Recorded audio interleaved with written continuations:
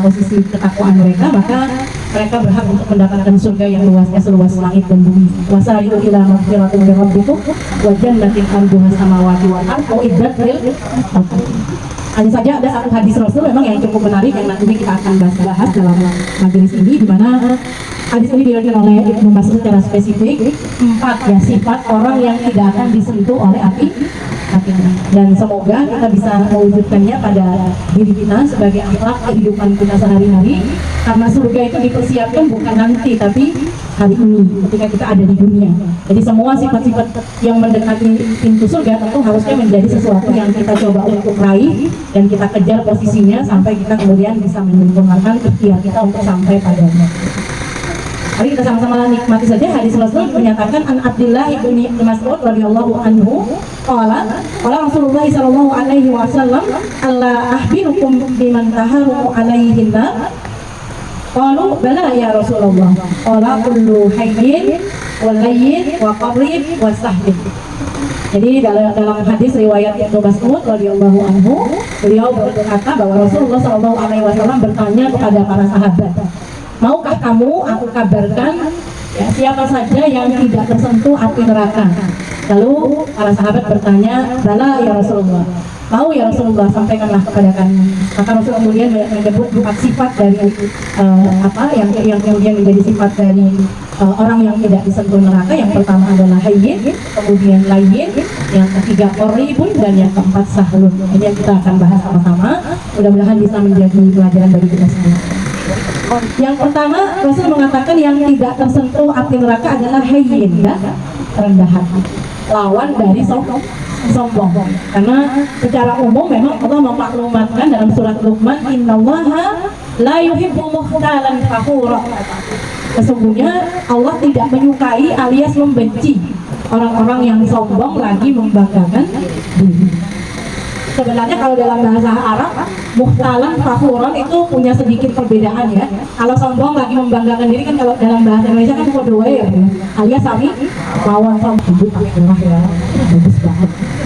Ya kadang-kadang ini sesuatu yang bentuknya spontan, masuk offside ya, masuk dosa dalam pandangan Allah, karena kalimat yang ana khairun minka, saya lebih pintar dari kamu, saya lebih cantik dari kamu, saya lebih kaya dari kamu, dan seterusnya. Nah ini rendah hati itu diletakkan kecuali memuliakanmu. Nah ini yang kadang-kadang kita sering lupa juga ya, kadang terpancing ingin membanggakan diri, terpancing ingin so expose pada diri kita ya, kita lupa padahal menjadi yang rendah hati itu kelak akan menjadi sebab kemuliaan yang justru menaikkan derajat kita.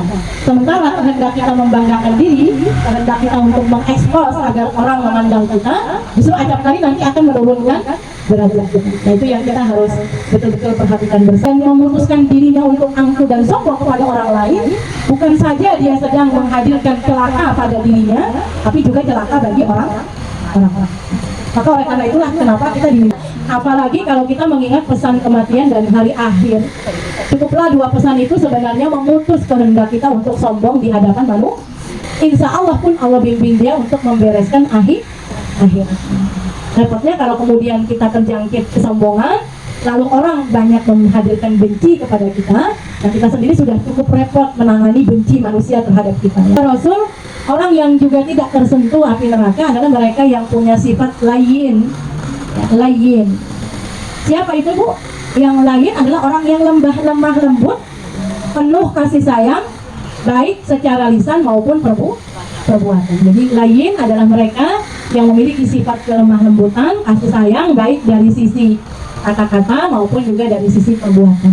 Dan kita sering menemui sebenarnya ya Bu, gara-gara tergesa-gesa justru urusan makin ruwet, begitu ya Bu.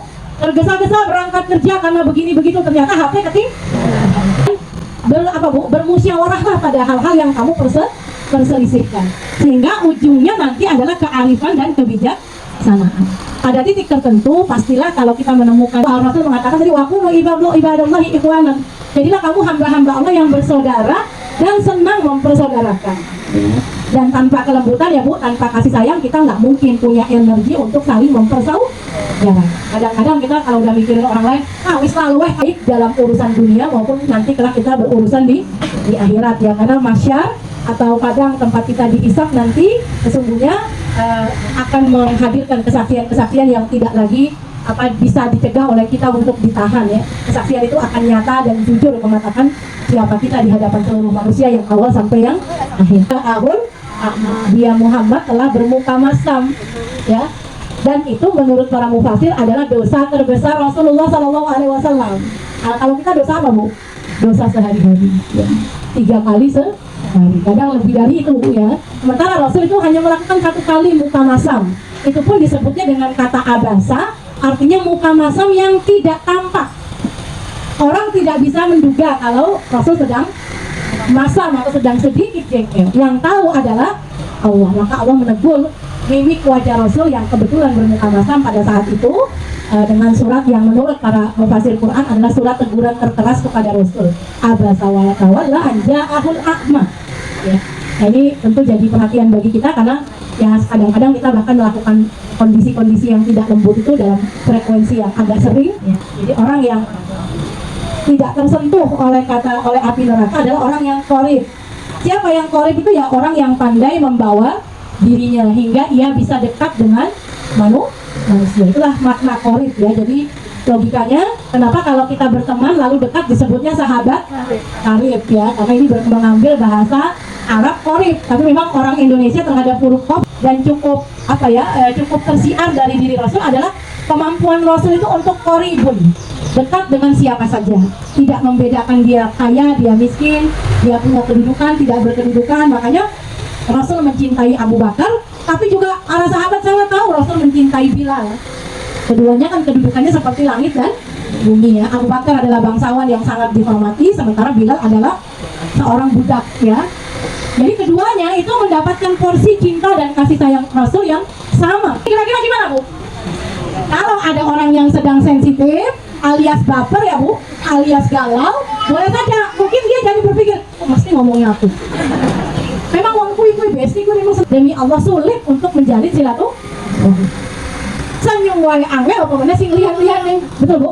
Ya ketika orang senyum saja susah, menyapa saja susah, ya berempati saja susah, sekedar mendoakan orang lain saja susah, apalagi berbagi hal-hal yang lain sulit untuk menghadirkan qoribun.